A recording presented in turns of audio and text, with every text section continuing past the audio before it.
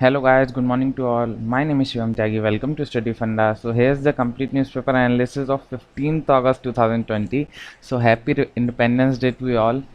तो आपको सबको शुभकामनाएं। आज जो है वो 74th इंडिपेंडेंस डे है। 74th इंडिपेंडेंस डे और इसकी थीम जो रखी गई है इस बार की, उसका नाम है सेल्फ रिलायबल। अपने आप पर, अगर हिंदी में बोलेंगे तो आत्मनिर्भर। सेल्फ रिलायबल इसकी थीम है। सो आपको इतना पता होना चाहिए, हर चीज़ में हमें एग्ज़ाम क्लियर तो करके ही रहना। कहीं से भी सवाल है एग्ज़ाम, हमारा इस बार का यही मोटिव होना चाहिए कि हम देश के लिए कुछ कर पाएँ। और सर्व करना नेशन के लिए in the central arm police force बहुत बड़ी बात होती है, डिफेंस में जाना। तो आप लोगों का इस बार ये मोटिव होना चाहिए, किसी तरह आप अपना ये एग्ज़ाम क्लियर करें ताकि आप देश की और अच्छे से सेवा कर पाएँ।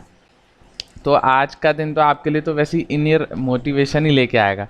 तो आज से हम पहली न्यूज़ शुरू करते हैं। क्या है? हाँ, supreme court fine Bhushan guilty. तो ये क्या है, जो प्रशांत भूषण मैं आपको बता रहा था, कंटेम्प्ट ऑफ कोर्ट का चार्ज लग गया था, कम से कम एक हफ्ते से न्यूज़ आ रही थी। तो इनको गिल्टी हो गए, पाए गए, मतलब इनको सही माना गया कि हाँ इन्होंने कंटेम्प्ट ऑफ कोर्ट किया गया। आज पूरे न्यूज़पेपर में बस यही थे। देखिए कितनी सारी न्यूज़ केवल इन्हीं के ऊपर है। तो मैं आपको बता देता हूँ कंटेम्प्ट ऑफ कोर्ट के बारे में, वो एग्जाम में आएगा। ये देखिए, ये पुराना आर्टिकल है लेकिन इसमें सब कुछ दे रखा है जो आपको जानने के लिए ज़रूरी है। तो कंटेम्प्ट ऑफ कोर्ट कहाँ से आया है? तो ये इंग्लैंड से आया है। इंग्लैंड में इसलिए बनाया गया था ताकि हम राजा, पहले वहाँ किंग रूल करते थे, तो राजा के प्रति कोई इंसान कुछ बोल ना पाए। जब वहाँ मोनार्की खत्म हो गई, जब राजा का रूल खत्म हो गया, तो वहाँ के जजेस ने ये चीज़ अपना ली ताकि जजेस के खिलाफ कोई कुछ बोल ना पाए। वहाँ से एक कंटेम्प्ट ऑफ कोर्ट का चीज़ निकल के आती है। इंडिया में ये कैसे आया? इंडिया में स्टैट्यूटरी बेसिस है, मतलब इसके लिए एक आर्टिकल है। तो सुप्रीम कोर्ट का आर्टिकल 129 याद रखिएगा, वेरी इंपॉर्टेंट, और हाई कोर्ट का आर्टिकल 215, इन दोनों में कंटेम्प्ट ऑफ कोर्ट हो सकता है। सुप्रीम कोर्ट का आर्टिकल 129, हाई कोर्ट का आर्टिकल 215, इसमें कंटेम्प्ट ऑफ कोर्ट होता है। डायरेक्ट एग्जाम में ये आर्टिकल पूछे जा सकते हैं, वेरी वेरी इंपॉर्टेंट। फिर कितने टाइप के कंटेम्प्ट ऑफ कोर्ट होते हैं? दो तरीके हो सकते हैं, या तो सिविल हो सकता है या क्रिमिनल हो सकता है। सिविल में तो बस ऐसे होता है कि कोर्ट ने कुछ बोला, कोर्ट के कुछ ऑर्डर थे और आपने नहीं माना, तो वो तो सिविल ऑफेंस हो गया। क्रिमिनल ऑफेंस क्या हो गया? क्रिमिनल जैसे आपने कोर्ट के लिए या किसी जज के लिए कुछ लिख दिया, कोई एक्शन कर दिया, या जज की मर्यादा को कम करने की कोशिश करी, तो वो सब क्रिमिनल ऑफेंस में आएगा। तो दो तरीके के होते हैं। इसमें 2000 रुपये तक का फाइन और 6 महीने की कैद, मतलब इम्प्रिजमेंट भी हो सकती है। कंटेम्प्ट ऑफ कोर्ट क्या नहीं होता है? अगर कोई फेयर क्रिटिसिज्म करे, फेयर क्रिटिसिज्म जैसे कोई जुडिशियल प्रोसीडिंग चल रही है और अगर मीडिया उसको सही दिखा रही है, तो वो कंटेम्प्ट ऑफ कोर्ट नहीं होगा। इस ट्रूथ और defence against the contempt charge. हाँ, अगर कोई सच्चाई के लिए बोल रहा है, जैसे कोई सच्चाई बताना चाह रहा है बिहाइंड द कोर्ट या बिहाइंड द जज, तो वो भी कंटेम्प्ट ऑफ कोर्ट नहीं होगा। ये जरूर ध्यान देगा, ट्रुथ के लिए कंटेम्प्ट ऑफ कोर्ट नहीं होता। जैसे कोई विसल ब्लोअर मतलब कोई अंदरूनी मामला उनका बाहर निकाल के ले आए कोर्ट का, तो वो कंटेम्प्ट ऑफ कोर्ट नहीं कहलाया जाएगा। तो बस आपको एग्जाम पॉइंट ऑफ व्यू बस ये ध्यान रखना है, 129 और 215, बस ये दो चीज़, और कुछ नहीं पूछा जाएगा इससे। सो द नेक्स्ट न्यूज इज, हाँ, ये एक आई थी एसडीएम से, waves of vehicle without RFID tags. तो ये साइंस एंड टेक का वेरी इंपॉर्टेंट पार्ट। डायरेक्ट पूछते हैं आरएफआईडी क्या चीज़ है।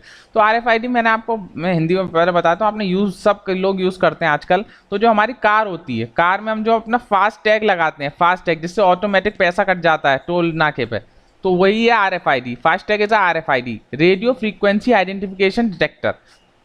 तो इसमें क्या होता है आरएफआईडी में, ये लो फ्रीक्वेंसी भी हो सकता है, हाई फ्रीक्वेंसी भी हो सकता है, अल्ट्रा हाई फ्रीक्वेंसी भी हो सकता है। इसमें दो चीज याद रखनी है, एक तो एक्टिव क्या होता है और पैसिव क्या होता है। एक्टिव होता है जिसकी ओन पावर सोर्स होती है, मतलब किसी से बैटरी कुछ नहीं लगी होती। जो हमारे फास्ट टैग है वो हमारे एक्टिव है, इनके पास अपनी पावर सोर्स है। ओ सॉरी, ये जो है हमारे पैसिव है, ये पैसिव है।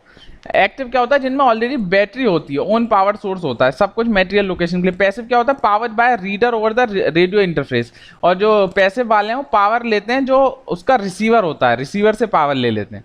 तो जो हमारे फास्ट टैग हैं वो पैसिव वाले हैं, जो रिसीवर से पावर लेते हैं, उनकी अंदर कोई पावर नहीं होती है, अंदर तो बस एक चिप होती है।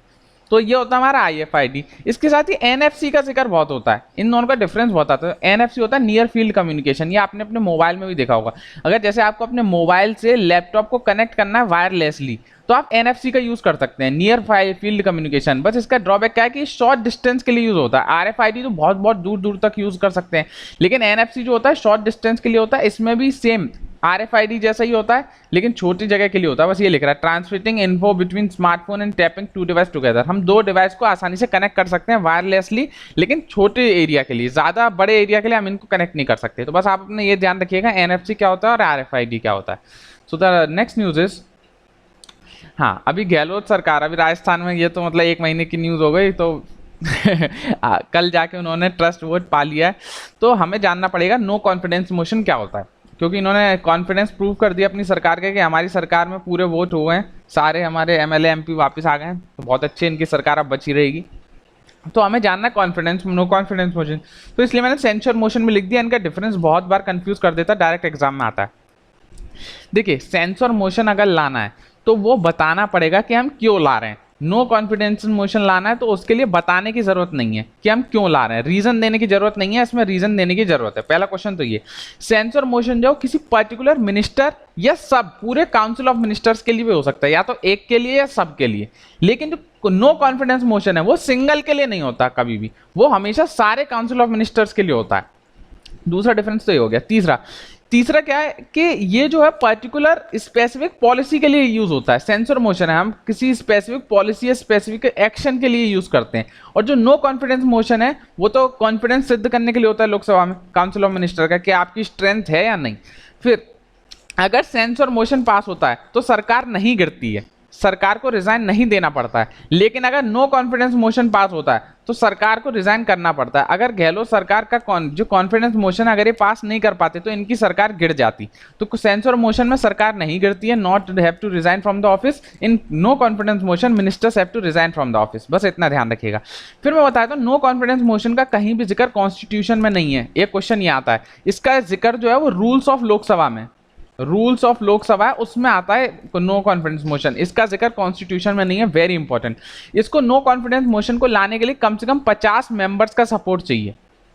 प्लीज रिमेंबर, जो मैं एक्स्ट्रा बता रहा हूं यही एक क्वेश्चन होते हैं डायरेक्ट।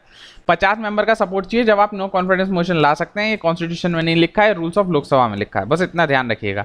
ये रीजन नहीं देना पड़ता, ये सारे काउंसिल ऑफ मिनिस्टर का रिजाइन करवा सकता है, इतना सब ध्यान रखेंगे। 4-5 पॉइंट आपके 2 नंबर पक्के, वेरी इंपॉर्टेंट, क्योंकि इस साल न्यूज में भी है तो क्वेश्चन आने के चांसेस बहुत ज्यादा बढ़ जाते हैं। सो द नेक्स्ट न्यूज इज, हाँ ये हमने आज से नया एक चीज शुरू करी है, इन्फोग्राफी। आप देख रहे हैं ऐसा इन्फोग्राफी है, इसमें हम शॉर्ट न्यूज देंगे, एकदम शॉर्ट न्यूज, मतलब पिक्चर की फॉर्म में, वो आप 1 से 2 मिनट भी लगेगा आपको याद करने में। तो इसमें सारी इन्फॉर्मेशन होंगी, प्रीवियस ईयर के क्वेश्चन होंगे, जो रिपीटेड क्वेश्चन आपको पता है CAPF में बहुत ज्यादा रिपीटेड आते हैं। हमने टेलीग्राम पे थोड़े से डेमो भी दिए हैं, आप चाहें तो देख सकते हैं। और स्टैटिक टेबल्स हमने सारे, वन लाइनर वगैरह ये सारे हमने डेमो, करीबन 10 से 15 डेमो हमने टेलीग्राम ग्रुप पे डाल दिए, तो जो लोग नए हो टेलीग्राम को ज्वाइन कर लें, वहाँ आपको आइडिया लग जाएगा ये कितना इंपॉर्टेंट है आपके लिए। तो इसकी फीस हमने बहुत कम रखी है, ₹500 ही रखी है, क्योंकि इसका ये जो जहाँ बनती है इन्फोग्राफी, इसको हमारा बहुत महंगा प्लान पड़ा है इसको सॉफ्टवेयर को लेने का, तो बस उसको हम चार्जेस को रीइंबर्स करना चाहते हैं, इसलिए प्राइस हमने बहुत मिनिमल रखी है। और 20% डिस्काउंट भी है, 15 अगस्त आ जाए तो आप अपना कोड डालिएगा तो आपको 20% का डिस्काउंट मिलेगा। तो जो चाहें वो उनको ज्वाइन कर सकते हैं। आपके लिए एग्जाम में एक एज प्रोवाइड करेगा, ऐसा नहीं है कि भाई हम गारंटी लेते हैं कि आपका हो जाएगा, लेकिन चांसेस है कि आपका ज़्यादा इससे फ़ायदा होगा, गारंटी। सो कोई भी इंक्वायरी करनी है इस व्हाट्सएप नंबर पे आप पता कर सकते हैं। सो द नेक्स्ट न्यूज़ इज, हाँ ये देखिए, ये जो न्यूज़ है ये मेरे को लगता नहीं आपके एग्जाम में एज अ प्रीलिम, मतलब as a first paper important है, बस सेकंड पेपर इंपॉर्टेंट है, एज वेल एज अगर आप जो इंटरव्यू देने जाएगा उसके लिए बहुत इंपॉर्टेंट है। तो इसीलिए बस आप इसे समझ लीजिए क्या दिक्कत हुई है। इसमें बात हो रही है इजराइल और पैलेस्टीन कॉन्फ्लिक्ट की। तो देखिए ये है हमारा सऊदी अरेबिया, इधर आता है हमारा इजराइल पैलेस्टीन। पहले तो ये जान लीजिए, इस कुन्ने में मेडिटेरियन सी को टच करता है। तो पहले क्या था, 1947 में ये पूरा पार्ट जो था वो पैलेस्टीन के अंदर आता था। पैलेस्टीन एक मुस्लिम कंट्री है, पूरा मुस्लिम कंट्रीज के देखिए रूल करता था। लेकिन क्या हुआ कि यहाँ पे इजराइल आ गए, जो जूस थे वो यहाँ कब्जा कर लिए। जूस कहते जूस आ गए फ्रॉम फॉरेन कंट्रीज, और ये जो व्हाइट वाला रीजन है सब जूस आ गए। जूस कौन होते हैं, क्रिश्चियन ही होते हैं। तो यहाँ ये रहने लग गए। फिर ये देखिए इन्होंने 1949 से 1967 में इतना कब्जा कर लिया इजराइल ने।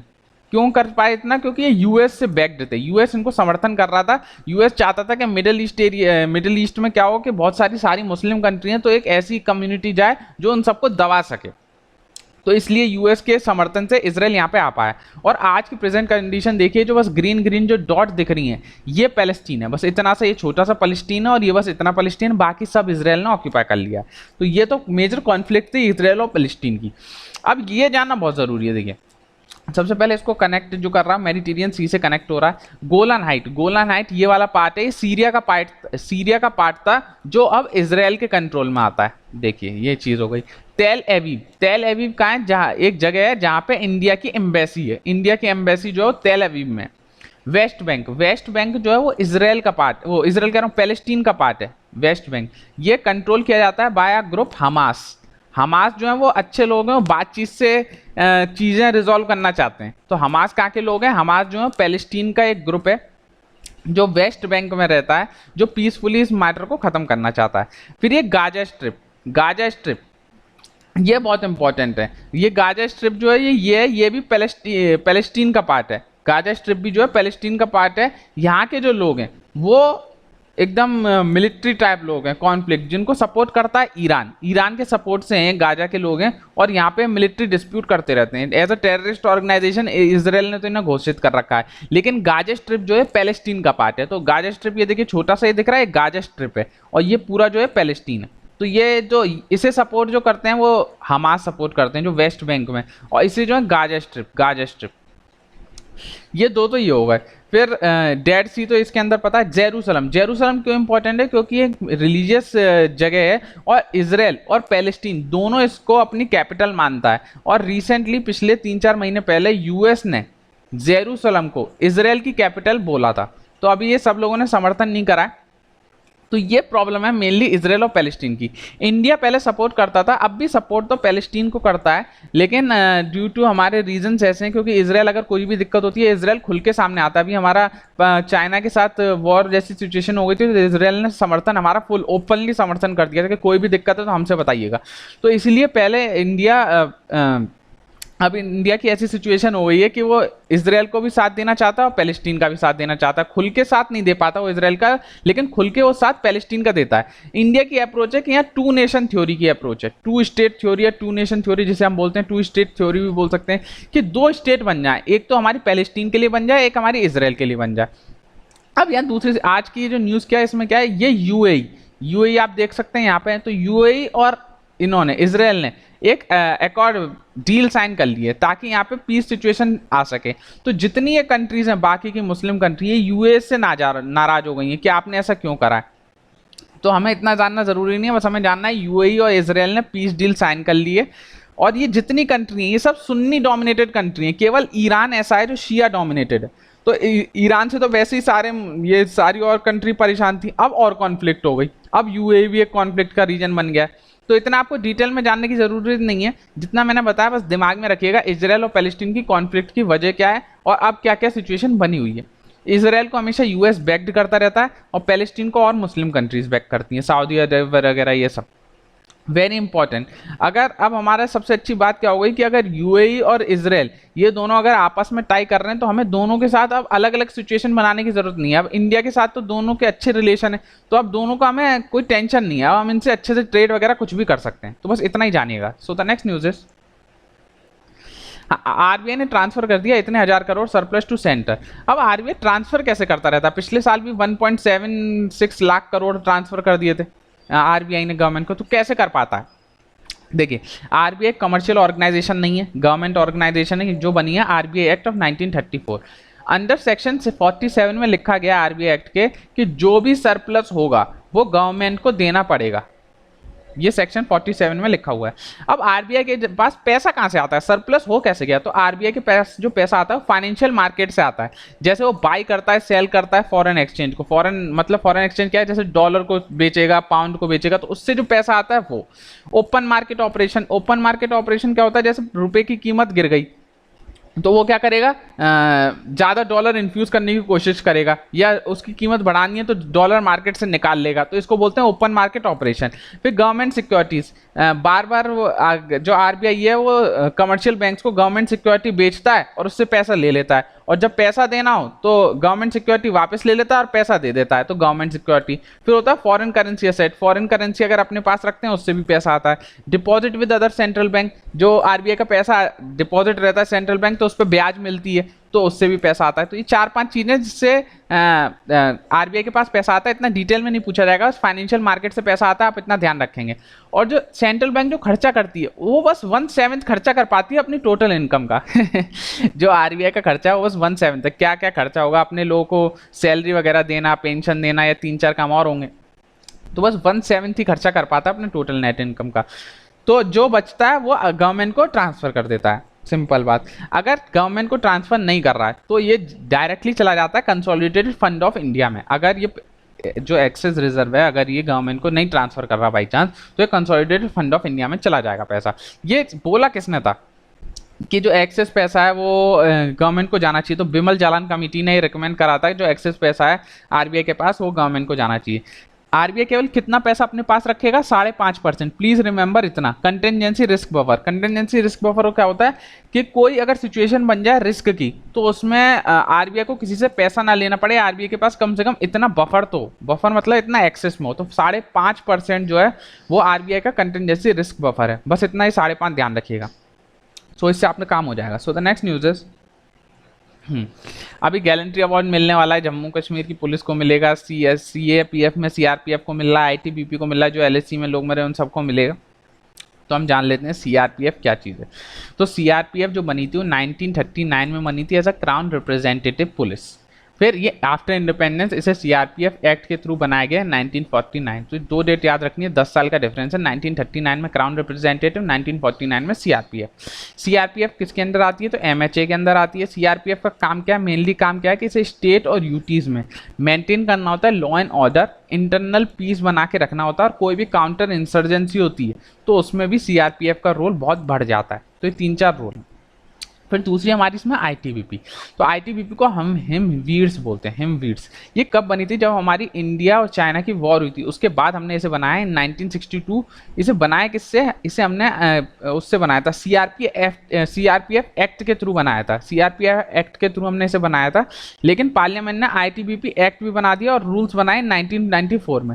ये बनी जो थी वो सीआरपीएफ एक्ट से बनी थी। प्लीज रिमेंबर, ये देखिए इसके लिए सीआरपीएफ एक्ट के थ्रू आईटीबीपी का गठन हुआ है इन 1962 में, और इसके लिए जो रूल्स बने वो 1994 में बने। ये न्यूज़ कोई गलत माने तो इसलिए गलत नहीं हो सकती क्योंकि आईटीबीपी की वेबसाइट पे ये चीज़ लिखी हुई है, तो ये न्यूज़ ऑथेंटिक न्यूज़ है।